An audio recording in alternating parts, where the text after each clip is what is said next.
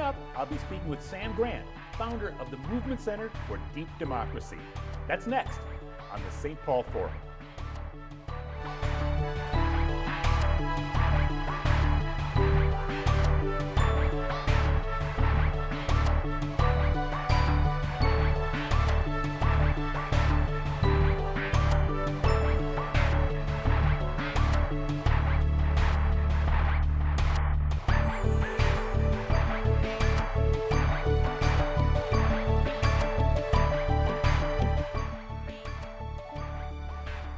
Welcome to the St. Paul Forum. I'm John Forde. With me today is Sam Grant, founder of the Movement Center for Deep Democracy. Welcome, Sam. Thanks, John. Good to be here. I think most people know what deep democracy is, but it sounds profound. Tell me about it.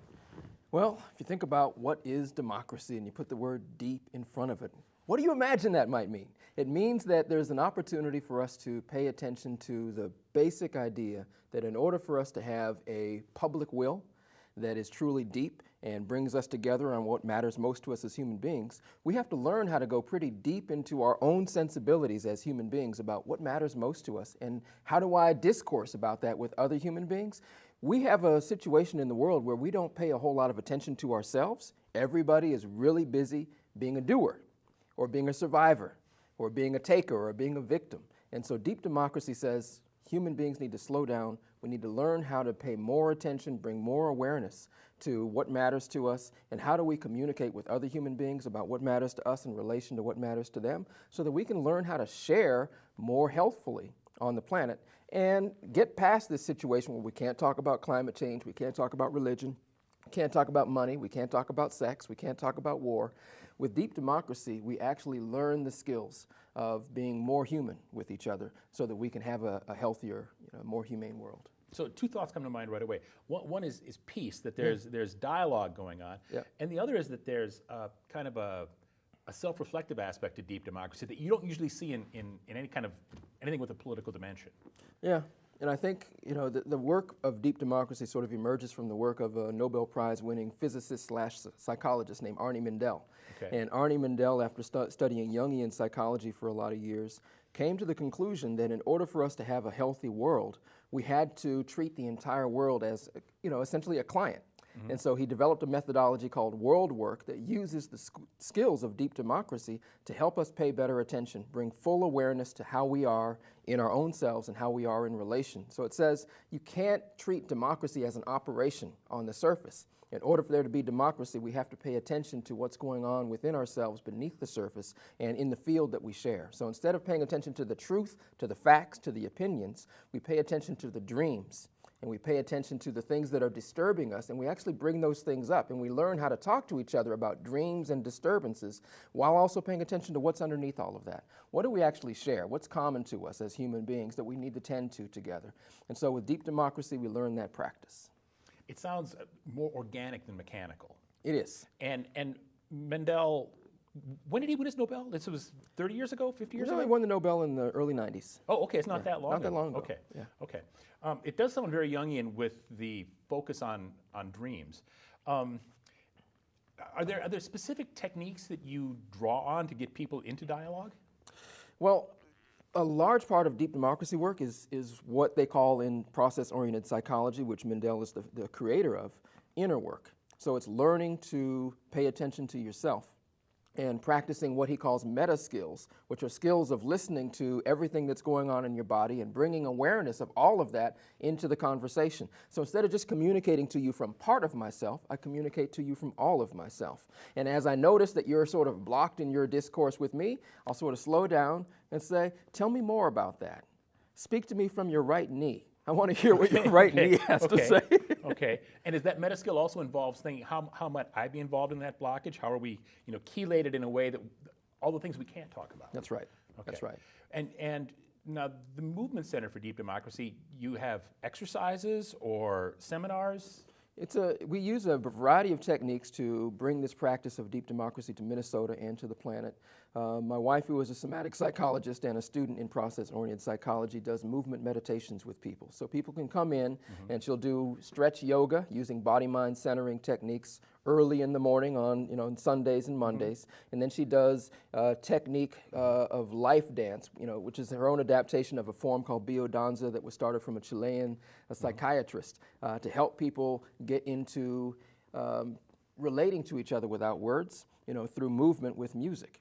So she does biodanza, forms of classes. She also does regular authentic movement classes. And then she has, once a week, she's got a kid jam where parents can come with their kids and we just dance to music, and kids learn all of the techniques through developmental, movement to actually articulate healthy posture, healthy fluidity, and it actually rewires brains just by doing this practice for an hour a week. And so she's doing this with kids and with their mothers or fathers. And then there's a family jam once a week on a Saturday where a whole family can come together. So that's one branch of the work. It's just for her to practice all of her techniques of somatic psychology. We also do social wisdom circles and social innovation labs. People will say, we need to figure out how to address this wicked puzzle in society. So people will come together around that. So as an example, on December 3rd, I think, I'm going to do an innovation lab around the north side of Minneapolis looking at the food economy. And we're going to bring about 70 different stakeholders together, and we're going to look at the notion of North Minneapolis as a food desert. And we're going to say there's actually an abundance of food here.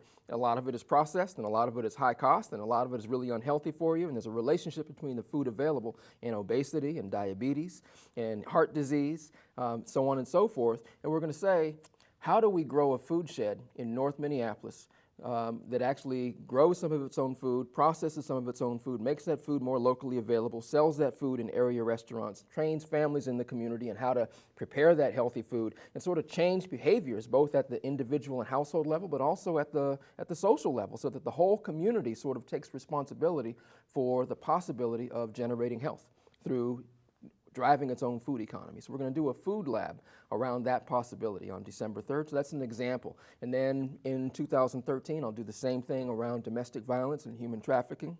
I'll do the same thing around the unemployment crisis in the Twin Cities, looking at how do we address the fact that in Minneapolis we have the worst unemployment disparity between blacks and whites in the entire United States. We have more than a 3.1 disparity ratio. So 21.3 or so unemployment for black men in the city of Minneapolis. So we'll do a lab around how do we address that. So that's an example of some of the work. And then we do 4 institutes a year. So January 4th, 5th, and 6th, we're going to do a 3-day intensive on deep democracy. People can come from all over the country and go deep into the practice. You'll actually learn my wife's movement meditations. You'll actually learn the techniques for practicing inner work. You'll learn some of the new theory and practice around how we, look at the commons and how we organize around that. And just pay attention to the possibilities for being the better us so that we can have a better all of us in the world. So I'm going to reach out now and kick you, because Great. Even though this is not promotional public television, you should mention your wife's name because she's quite a force. She is. And her name is? Her name is Zaya Leguizamon Grant. Okay, good. Now, I really enjoyed what you said about a number of different domains. You mentioned food in North Minneapolis and racial questions and a number of others. Yep. What is the underlying template? That is deep democracy that you're bringing to that. Can you define it so people get a little better handle on it? Yeah, well, part of my passion for doing work in this new way is I'm really frustrated with all of the kind of questions that we shove under the rug. We don't really know how to talk to each other very well. So the reason I appreciate deep democracy is instead of bringing in people who come from a different mindset or orientation, hold a different perspective, however militaristically they may hold it, instead of feeling like I'm setting up an oppositional, convening, I'm actually setting up an opportunity for us to learn with each other. So in deep democracy, it says all perspectives matter. We don't have to agree, but we're not going to fight with each other. We're going to go deeper and deeper and deeper into paying attention and learning from these perspectives. And underneath healthy discourse, we'll find some common ground that allows us to shift the way we're relating to each other on a day-to-day basis. It is actually a profound pathway to peace. We tend to avoid conflict, and this is, kind of the heart and soul of the practice of deep democracy. It's called conflict facilitation. So instead of avoiding conflictual issues, you like say, yes, let's. This sounds like it's like we really want to, get into some stuff here with each other. So let's pay attention to it and attend to it together. So instead of running from it or going around it, we go straight into it, but we go straight into it in a particular way. How do I do this where I'm paying full attention to myself and respecting you? How do you do that so that we can create this healthy bridge? And so deep democracy allows us to form nimble bridges, learn from those, let them go when they don't make sense, and bring more and more of what matters to the surface. So it's largely about surfacing things that are hidden from view. A whole lot of what makes the world work, none of us are paying attention to on a day-to-day basis in consensus reality. So deep democracy gets us to go beneath consensus reality, pay attention to what matters most at our depth. So I'll keep taking shots at it, and you keep telling me how I'm kind of wrong. It sounds like it's a communication strategy, and it sounds like, Yes. there's more depth to it than that, but it also sounds like it is designed to get at the unconscious. It is. Okay. Yeah, it's designed to lift up the blind spot and bring it into visibility. So it's an awareness paradigm. I don't have a blind spot. How do you draw me in? There will be people like that. There are people who think that there's nothing for them to learn, that there's nothing that they can get from a discourse with you, and those people won't show up. Okay, okay.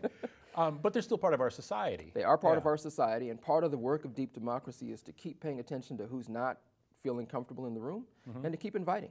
So you never stop. Yeah. No one is expendable. No one is excludable. Okay.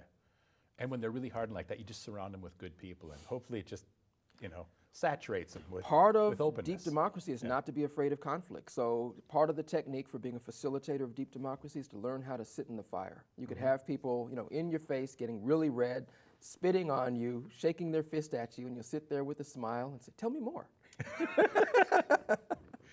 I grew up in the west suburbs of the Twin Cities, and I was very conflict averse until roughly after college, and then I would ride the buses in Central America, and a fight would break out, and I'd pull up a front row seat. I don't know why, but there's something that maybe comes with some maturity where you want to be part of it in case you can actually do some good. It's not something to run and hide from. And that kind of gets to conflict within the self. You had mentioned in some of the show prep that there are things that each of us can do in our personal lives to make us more in tune with the deep democracy. Yep.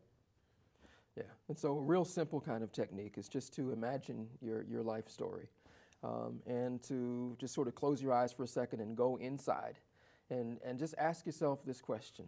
What is the thing in my whole life that I'm most proud of? And answer that question and just sort of notice where you feel a signal in your body. Where does that story of your proudest moment sit inside your body? And then amplify it. And then let that wash through your whole body, and then breathe it out. And then ask yourself, what is the hardest thing I've ever faced in my life? And where do I feel that inside my body? And pay attention, draw it into the rest of your body, breathe, let it out, and then pay attention to both of those things together. The area where you felt the proudest, the area where you felt the most challenged, and then do some breathing and allow those things to come together. And the dance of those things coming together is actually letting yourself be whole, because our stories are divided. We parcel out the things about us that we're willing to share, and we hide and block the things that we're not willing to share. And deep democracy teaches you really simple techniques to integrate your entire self, because when you're integrated, you're able to be more authentic. And the world needs your deepest authenticity in order for the world to tick according to a deeper vibration. So it matters that you are your greatest self for the world to be its greatest possibility. It seems as though a lot of people, commercial types and to a great extent even politicians, carry this very heavy facade. Yes. They always put on the best front they can, and it seems to me that at some point it gets so heavy they almost break down. Is that an opportune moment to talk to them about deep democracy? Well, I think every moment is a moment to talk about and practice deep democracy. So there's a value in vulnerability, and learning to work with vulnerability is actually the whole thesis of a social innovation lab that I'm doing in partnership with Clarity Facilitation on December 4th at Macalester College. Okay. So from 8 to noon at Macalester, if people want to come and learn how to use vulnerability as a strength in order to foster an ecosystem of innovation in Minnesota. We're saying we can't have a healthy ecosystem of innovation unless people are willing to be more vulnerable regularly. So let's not just catch each other in those rare vulnerable moments. Our thesis is that we need to be vulnerable all the time and stop trying to block and protect ourselves from each other. We live in a world where it feels like it makes sense to protect ourselves from each other. We need to replace that world with a world where we can be really honest, and that's safe.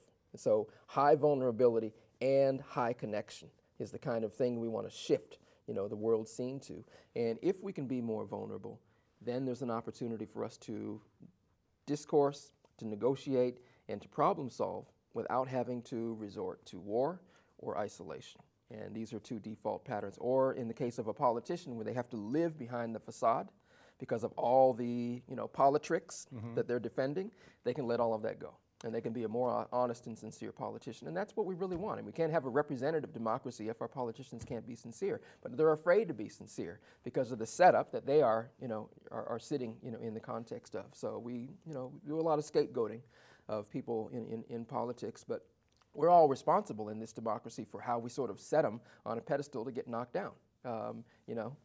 We're all in this together.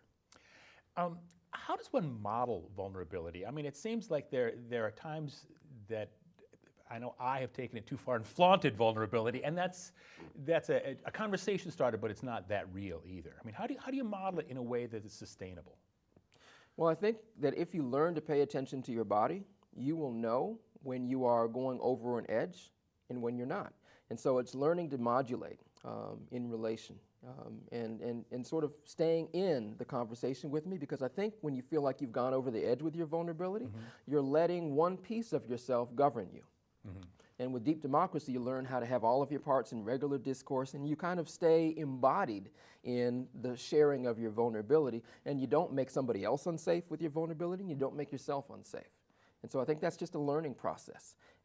Deep democracy doesn't believe in shame or judgment, so you go over your edge, great. What do you learn from it? So it's a supportive kind of context to say, keep learning. We're human beings, and we're bound to make mistakes. Don't worry about going over an edge. As long as you learn from it, it's all good. I want to ask all kinds of hard questions that I wouldn't expect you to know the answers to. But great. How big a group can this work for? I mean, it seems to me like you can get a room full of people, or you can get a neighborhood. But when you get to the state or national level, it seems like there are going to be forces that are hard to fight back. I mean, think of certain broadcast networks. Yeah. There is a thesis that you can't have vulnerability and intimacy in large groups. And Arnie Mindell created process-oriented psychology partly as a challenge to that thesis, because he didn't think that made sense. He felt like if we're going to have a healthier world, people have to learn how to deal with contentious stuff in large groups. So he's played with this, and so his world work, methodology within process-oriented psychology has worked with 200 or 300 people in a room at a time. The people have done it in crowds of 3,000 or more people at a time. So it was a technique that was used in the shift from apartheid in South Africa towards a democracy. So used with very large groups of people. So the size actually doesn't matter. You just have to have enough people able to play this high level of facilitation. So it requires people with gifted awareness and a capacity to go into where people aren't holding tension well and help people unlock from militaristic ways of holding tension, so people can get beneath the block. And this is a form of a block, a wall. Get beneath the wall to the heart. And if you can get beneath the fight to the heart, you can actually get to the open will. And if you can get to that open will, all right, there is a thing that we can do here that's better than killing each other. So what is that? What are the first steps towards that? When I think of the big change in South Africa at the end of apartheid, and as well as the Velvet Revolution, where they overthrew Milosevic and others, using just essentially bandwagon techniques. He's finished. That was just the meme they started. He's finished. Eventually, he was finished. Does deep democracy claim to be part of that? And I mean, it seems to me that those more noble things have been happening not here. And is that something that we're modeling on? Is that something that's explicitly talked about? In deep democracy, there's a kind of an explicit goal of not being goal-directed. Okay. The goal is awareness. You're not focused on a particular outcome. The only thing you want is deeper and deeper and deeper and deeper awareness in everybody who is, kind of compressed in the social space, in which, a political scene is emerging. So the outcomes emerge from healthy process. And Instead of trying to predict or shape what those outcomes are, you just create a container in which people can process through what's coming up for them and what is a good enough strategy for now. So it's not so much focused on, what do you want to create? It's just having a space in which you can have that conversation. So for me, with my background as a community organizer, I have an obvious rub against, a theory that says, oh, let's just worry about awareness and not anything else. Because say, well, no, awareness isn't enough. We have a lot of people who think they're aware, but until we struggle with trying to create something together, we find out just how compartmentalized and different our awareness is. So for me, it's important to take the thesis of deep democracy and put it in the context of a theory and practice I'm designing through the Movement Center on Transformative Organizing, which says, going back to Martin Luther King Jr., in Chaos or Community, he sort of talks about transformative barriers to well-being for people at the bottom of the political economy. And without a fundamental shift in certain structural norms, it's very difficult for somebody who lives on a reservation, in a barrio, in a slum, in a ghetto, to have a high-quality life. The probability of a high quality of livelihood is just much less by virtue of this different kind of geography. So it's structured as a poverty trap. Right?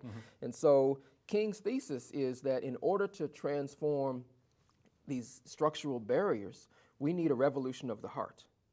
And so he's sort of saying, with his notion of agape, human beings across the world need to learn how to lead with their heart as opposed to leading with their head. So here, it's all about being rational, and it's about figuring it out and rightness and wrongness. Here it's about, how are you doing? How does this make sense to you? How do we sort of move with this together? So it's a completely different conversation. And so the core underlying thesis for King was, let's work from here, and then the world can be different. Stop refusing, right? And deep democracy is saying largely that same thing. So it's not new, it's really old. It's as old as the first love. Sam, you're doing absolutely amazing work. How are you supporting it? I mean, this sounds so good. Yeah, nobody's paying why us. Why is the Forde Foundation rushing in to support you? Well, I hope you guys are watching at the Forde okay. Foundation, right? So we mix it up in a lot of different ways. Movement Center for Deep Democracy emerged out of my longstanding consulting firm, which I started as soon as we finished at McAllister, because I didn't really believe I was that employable. I'm really strong-headed. I'm really opinionated. I think I'm pretty smart. I want to do things my way, so I started Ujima, Consulting, which is a Swahili word from the Unguzo Saba, which means collective work and responsibility, because I really believe that we have to have new collectivities, new senses of how we share, taking responsibility for the health of the earth and the health of all of our households. And so I did that from 1985 until I met my wife, and she came to a workshop I was doing on internalized oppression, and she said, you're really smart and you say really good stuff, but it's so disembodied. If you want people to change, you have to talk to people from a different place, because you are talking from here. People need you to talk from here. I didn't have a clue what she meant, but it was attractive. It's like, okay, tell me more, tell me more. And so we spent 11 years trying to figure out how to take all of my life's work and her life's work, because she was doing the same kind of stuff as an organizer and as a dancer, and bringing together this discipline of deep democracy and somatic psychology into how we do organizing for change. So we have gone through this own healing process around how we do this work. And so anyway, to answer your question, my consulting business is still in partnership with a lot of different organizations, and through those partnerships I'm able to attract contract revenue, which subsidizes us to do all of these things that aren't paid for. A leading line in our business is to form working groups around wicked questions in society. So we have a working group called Earthseed that meets regularly around how do we teach earth skills to every human being. Earth skills, so that as climate change and peak oil happen and more people have to learn how to be self-reliant in local space, how do we help people do that, particularly in highly marginalized communities that have lost those skills generations ago? We have a group called the New Economy Working Group, dealing with these questions of, okay, most people in our community don't have a credit and they don't have a great relationship with a local financial institution. How do we help people who are in this structural predicament take care of their livelihood? Because everybody is scrambling, working 50, 60, 80 hours a week just to barely make it. So New Economy Working Group is looking at all of these opportunities that allow us to reduce the cost of livelihood, use the dormant capital we have as human beings to find ways to create this kind of blessed community where My, extra resources are there to help you, and your extra resources are there to help me. So barter economy, gift economy, time banking, all of those things are part of it. New kinds of financial mechanisms that allow us to do savings and loans together. Not all that different than the Grameen bank model, but largely structured within communities of reciprocity, so that it doesn't have to be institutionalized. It doesn't have to be done by government mandate. It doesn't require any regulations. It's just we decide to do it in our community. So helping people develop and implement those kinds of grassroots strategies to foster conditions of greater health and cooperative wealth building. So those are examples of some of the working groups that we formed. And then we do regular wisdom circles. One of our colleagues in the business, Monkwe Ndosi, is working with Bedlam Theater to do a series of dangerous conversations. So she's going out and listening to people saying, what's the thing that's hardest for us to talk about? And then she'll do a piece on it and have everybody come who feels like, yeah, I'm having a hard time talking about that. And then it'll be a theatrical piece. But it will be popular theater. Everybody will be involved on the stage, right? So we're doing that. I'm doing regular action research projects around some of these critical issues. Back in the 1990s, I had started a credit union in South Minneapolis. And so when I got off the plane coming back here with my family, folks said, Sam, we need to do that again. There's too many people who don't have access to credit and capital. Let's design a new financial mechanism for the most poor, but actually bridge it with the folks who are doing well so that there's more multiplier effects that happen faster than what you had designed back in the 90s. So that's just an example of, there's a lot of stuff going on. And then I'm still teaching at Metro State and hopefully teaching soon at MCTC, just finding all these novel ways to make sure there's some revenue coming in so that the bills get paid. Writing a book on transformative organizing, and maybe I'll get royalties from that. I mean, most people who I know who make their livelihood, assume they could make some livelihood from publishing, and then found out, yep, that's not a way to make any money unless you're a bestseller. So, wicked questions and dangerous conversations. Yes. Do you ever think people may be afraid of you just a little bit? I can't let you answer that because we got down to about the last minute. All right. Tell us your website. www.movementcenterdeepdemocracy. Okay. So just the 4 is out. movementcenterdeepdemocracy.com. Okay. And in the remaining 30 seconds or so, how can people see you in the next few weeks? In the next few weeks, give a call. Okay. What is our number? 612-547-9731 is one of my numbers. I don't remember the other number for the office. Just send us an email and schedule a time to sit down. On December 3rd, we'll be doing a sustainable food lab in North Minneapolis, location to be determined. Follow our website for details. On December 4th, we'll be doing the social innovation lab at Macalester College from 8 to noon. If you just go online to Eventbrite/Social Innovation Lab/December, you'll find information about that event. So please show up and come ready to be vulnerable in a new way so that we can co-create a new world together. So those are some of the things I'm doing in the near term. Well, Sam, it's been absolutely fabulous. Thank you so much for appearing with us. Thank you, John. Okay, that's all we've got time for in the St. Paul Forum. Come join us next week. Thank you very much.